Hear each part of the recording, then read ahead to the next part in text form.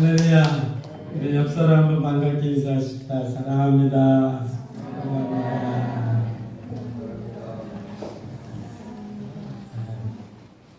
동영상 먼저 잠시 한 3, 4분짜리인데요. 동영상 한번 보고 말씀 시작하겠습니다.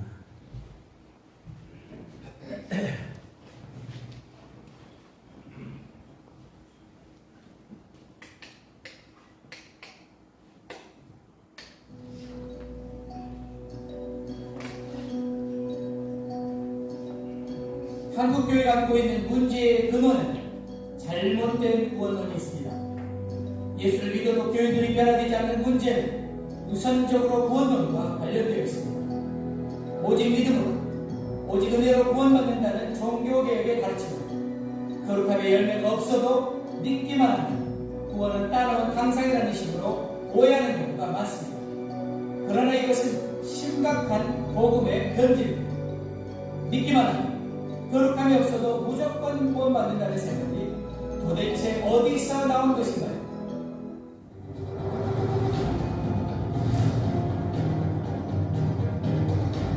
이 사람들 한 번만 회개하면 더 이상 회개할 필요가 없다.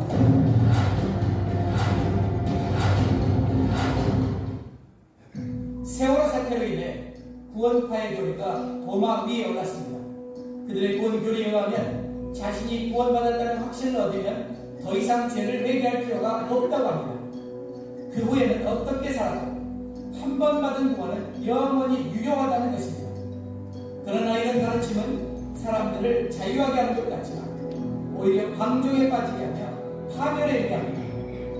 그런 사이비 구원들은 유병원과 그 일가와 측근에게서 볼 수 있듯이 양심이 파인맞아 괴물 같은 인간들을 만들 수 있습니다.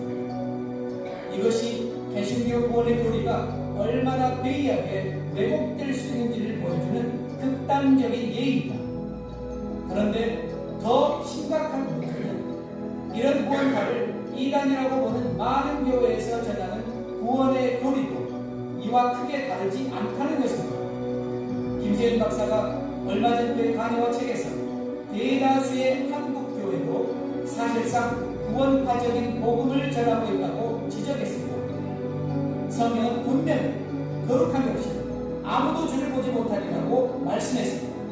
이것이 성경의 일관된 가르침입니다. 죄에서 떠나 순결하고 거룩하지 못한 자는 주님을 보지 못하고 하나님 나라에 들어가지 못합니다. 거룩함이 없어도 믿기만 하면 무조건 구원받는다는 생각은 성경 말씀에서 벗어날 뿐 아니라 종교개혁의 가르침을 왜곡한 것입니다.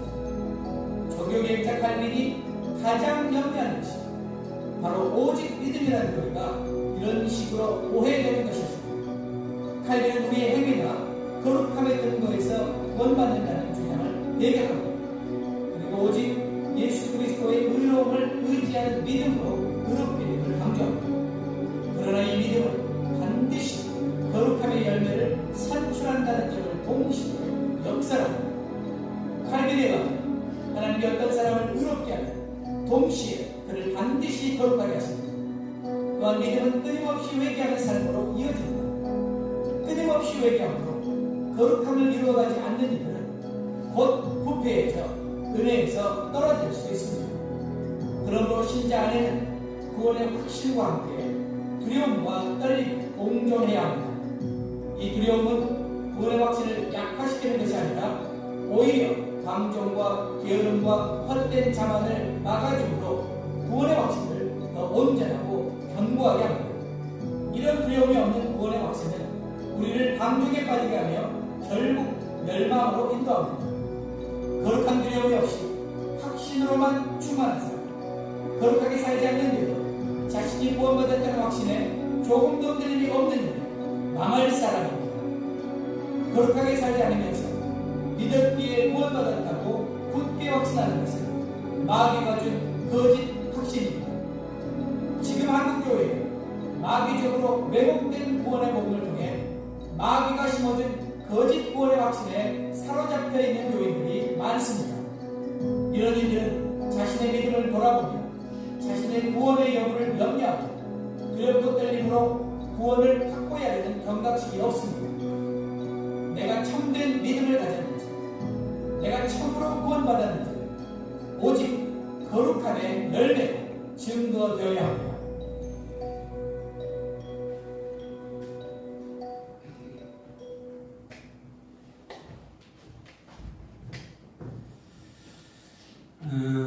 오늘 로마서 6장이 바로 이 얘기라 동영상을 먼저 봤는데요. 로마서의 주제는 이신들이라고 했죠. 믿음으로 구원을 받는다. 오직 믿음으로 구원받는다. 이거 아니고는 우리가 구원받을 방법이 없죠. 정말 내가 거룩하게 살아서 하나님 앞에 떳떳하게 서라. 그러면 세상에 누가 구원받을 수 있겠어요? 그래서 오직 믿음, 오직 은혜, 오직 십자가를 이야기하는 것. 그게 사실입니다. 그게 진리죠. 근데 이 은혜가 희한하게 변질되고 사람들이 이것을 악용합니다. 그런 사람들이 바울 당시에도 있었어요.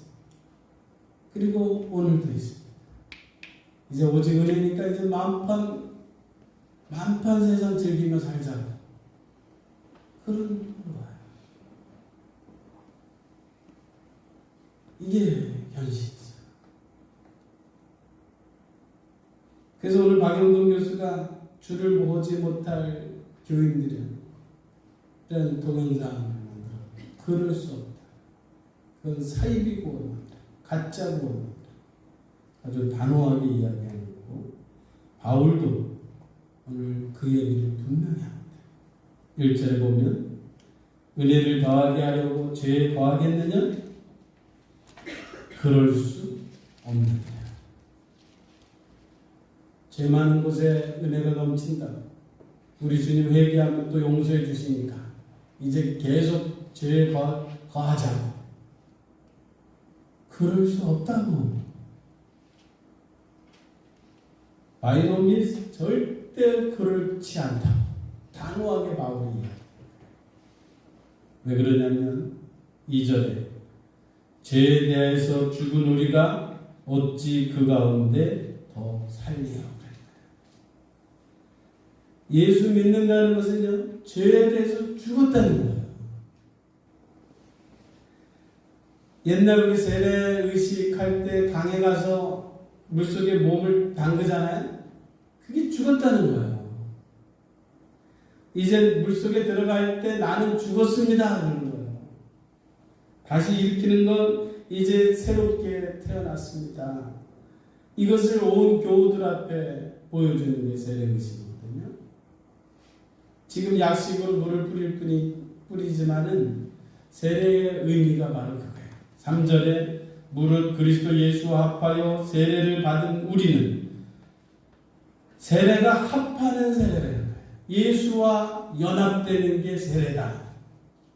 연합이라는 건 뭐냐면 예수와 나와 한 몸이 되는 거예요. 예수님이 2000년 전에 골고다 언덕에서 십자가에서 죽을 때 나도 거기서 죽었다고. 나도 죽었다는 거예요. 세례 받는 건 이제 나도 죽었습니다. 그러는 거예요. 그게 하나 된다는 예수와 하나 된다. 예수 죽을 때 나도 죽고 예수 부활할 때 나도 부활한다. 이게 연합이에요.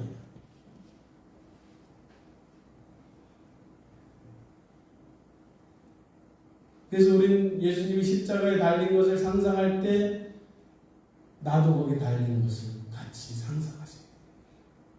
나의 옛사람이 예수님 죽을 때 나도 이제 죽었습니다. 그런데 어떻게 계속 죄에 거하겠느냐고 그럴 수 없다는 거예요.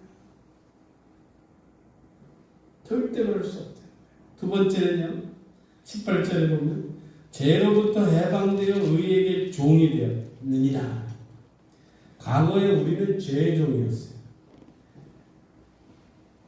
죄인이라 죄를 지었던 거예요. 죄에게 종은 끌려다니는 존재잖아요. 죄가 우리를 끌고 다녔어요. 자유가 없었어요. 그래서 끄는 대로 죄짓고 밤낮 죄짓고 살았어요. 생각하는 게 죄였어요. 우리 지체, 손, 발, 눈 온통 죄에 끌려다녔죠. 시간만 나면 죄 짓는 짓 했죠. 죄를 먹고 마셨죠.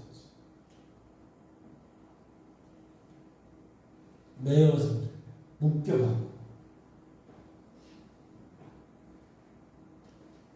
알코올 중독 상담 공부를 하니까요.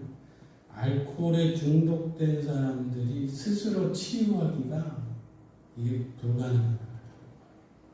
중독이다. 도박에 중독되면 손을 자르면 발로 안 되잖아요.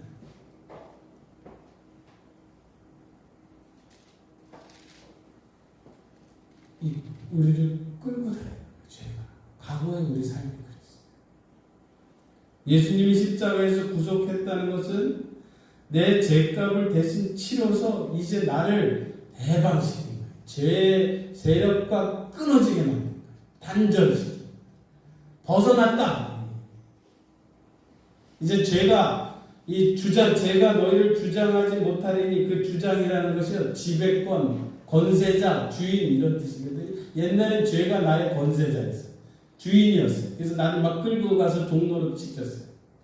근데 이제 그 주장하지 못하게끔 예수 그리스도의 십자가로 죄를 끊어내야 된다. 이게 벗어난다. 이제 우리는 자유인이에요. 선택할 수가 있어요. 죄에 벗어나 이제 하나님의 종이 되었는데 자유를 주셨는데 계속 죄를 짓겠느냐고. 계속 거기서 거하면서 끌려다니겠느냐고. 과거 제 종노릇할 때 제멋대로 살던 때 21절에 보면 너희가 그때 무슨 열매를 맺었냐. 그런 삶의 마지막은 사망이다. 이제는 죄에서 해방되고 하나님의 종이 되어 거룩함에 이르는 열매를 맺었으니 그 마지막은 영생이다. 그런데 죄에 계속 거하겠냐고. 그럴 수 없잖아요. 이게 예수님이 십자가에서 이루신 은혜죠. 그럼 실제 삶에서 어떻게 죄를 이길 수 있나? 어떻게 성화를 이룰 수 있는가? 첫째가요, 믿어요. 11절 공부할까? 너희 자신을 죄에 대하여 죽은 자요 하나님께 대하여 살아있는 자로 여길지어다. 여길지어다는요, 반드시 그렇게 여겨야 한다는 명령이에요. 그러니까 나는 죄에 대해서 죽은 자다. 죄의 권세가 끊어졌다. 그렇게 믿어라. 아직 내 속에는 이 땅의 세상 살면서는 내 속의 성향이 죄가 막 꿈틀거리고 세상은 막 나를 유혹하고 마귀는 나를 계속 이렇게 유혹하지만 나는 끊어졌다라고 여기래요. 마귀가 더 이상 나를 주장하지 못한다라고 믿으래요. 나는 죄에 대해서는 이제 죽었다. 나의 예수 십자가 죽을 때 나의 옛사람도 죽었다. 그걸 믿어요. 여러분, 우리 내는요, 입력한 대로 명령을 해요. 우리 내는요, 참 이게 바보스러운 면이 있는데, 입력한 대로만 명령을 해요. 내가 입력한 대로 명령을 해요. 내가 긍정적인 말을 입력하면 뇌는 우리 몸에 긍정적인 명령을 해요. 나는 할 수 있다 하면 할 수 있어 하고 온몸을 할 수 있게끔 준비를 시켜요. 나는 못해. 나는 죽었어. 그러면 죽을 준비를 시켜야 돼요. 그러니까 이게 어떻게 입력을 하느냐가 굉장히 중요해요. 나는 죄에 대해서 죽은 자라고 입력을 하면요, 이제는 몸이 그 죄와 싸울 준비를 하는 거예요.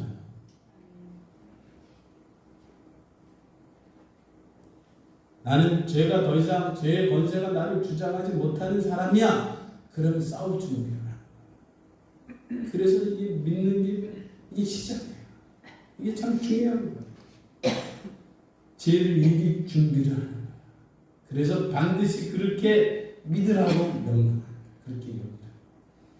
두 번째는 못하게 하는 거예요. 12절에 보면 죄가 너희 몸을 지배하지 못하게 하라.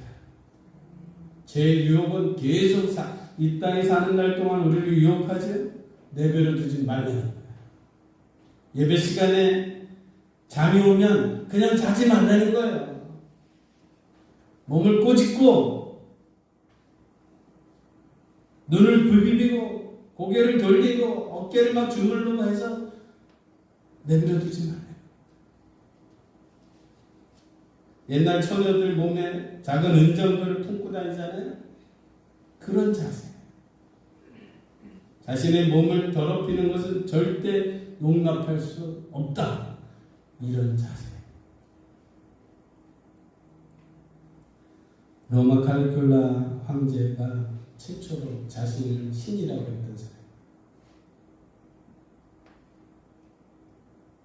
자신이 신이니까 모든 천하의 로마에 있는 사람들은 자신을 섬기라고 유대인이 그러고 있어. 우리는 하나님을 섬긴다.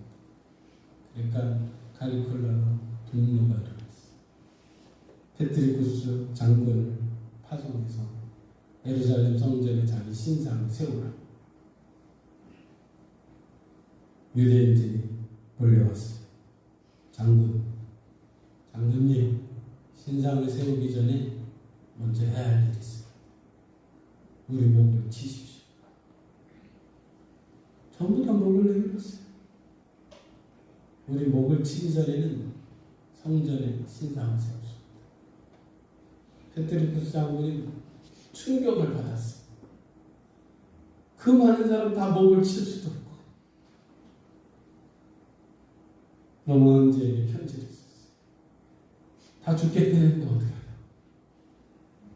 신상 세우는 걸 좀 미룰 수는 없겠다. 편지가 오고 가다가 칼리굴라 황제가 죽었대요.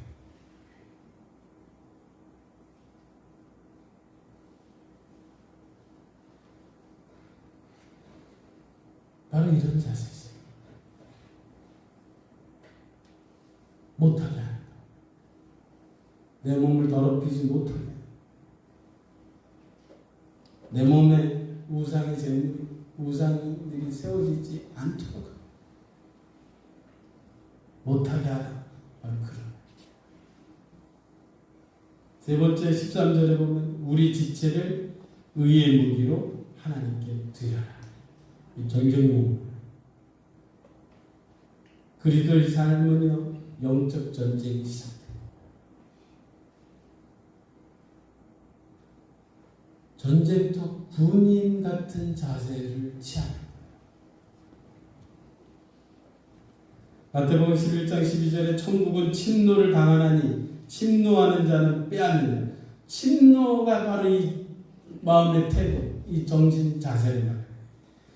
강렬한 마음에 강렬한 소원을 가지고 침투하는 거예요. 단호하게 결심하는 거예요. 안일하게 생각하고 하찮게 여기는 마음이 아니에요.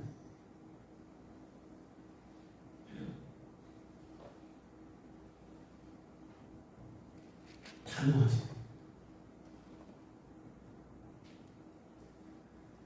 구원에 대한 오해가요.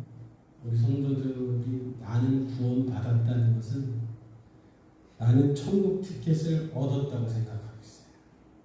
이제 이 티켓만 가지면 천국 티켓을 사서 호주머니 넣고 이 세상 마음껏 즐기고 살다가 천국 가는 기차가 오면 티켓 내놓고 타면 되는 줄 알고 있어요. 그게 아니에요. 지금 내가 천국으로 가는 기차 안에 타고 천국으로 지금 내 삶의 방향이 가고 있느냐 이게 중요한 거예요. 지난번 구원의 세 가지 단계 얘기했잖아요. 칭의, 과거 예수 믿을 때 하나님은 나를 법적으로 의롭다 하신다. 그 다음에 구원 단계가 성화, 거룩한 싸움. 이 땅에 살면서 이제 내가 거룩한 싸움을 싸우는 것이야. 그 다음에 영화, 마지막 단계. 이제 주님 재림하실 때 나의 몸을 주님의 몸같이 영광스러운 존재로 나를 변화시키는 그게 영화. 근데 우리 성도들은 칭이 요 단계 몸 생각하고 있는 거예요. 이제 법적으로 의롭다 하셨으니까 이제 끝. 이 세상 마음껏 즐기다가 죽으면 천국 가면 되는 줄 알아요. 그게 아니에요.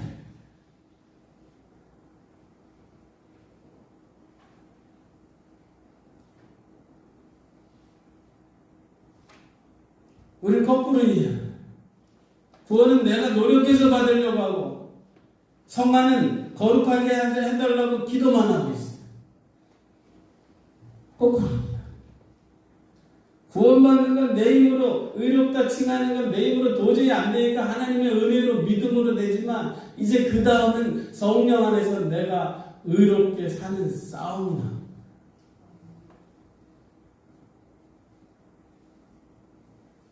구원은 하나님의 선물 아니면 안 되죠.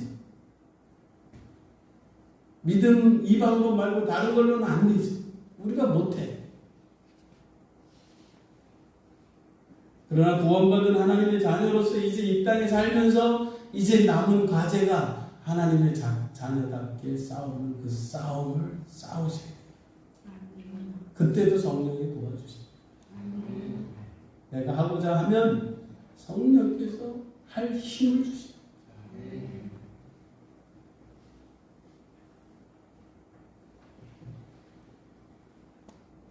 우리 관심이요. 이제 구원받았으니까 이제 마음껏 세상 즐기잖아요. 이쪽으로 가면 안 돼요.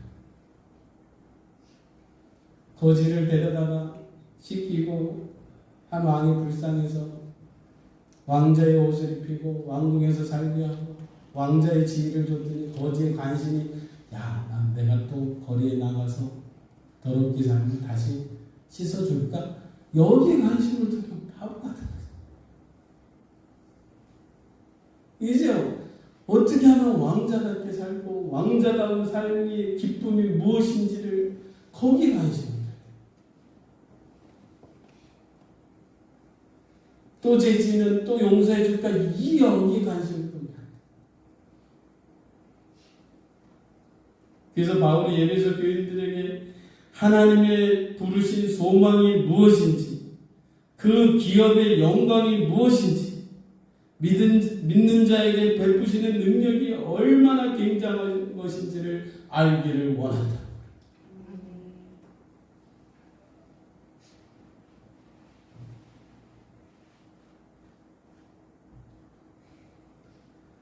어거스틴이 참여하는 한 장면 책에서 그 부분만 제가 발췌를 해서 한번 읽어드릴게요.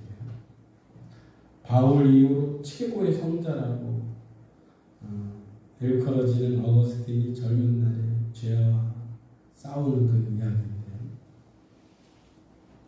나는 어른이 되어감에 따라 무절제한 지옥의 쾌락에 대한 욕망으로 불타올랐습니다.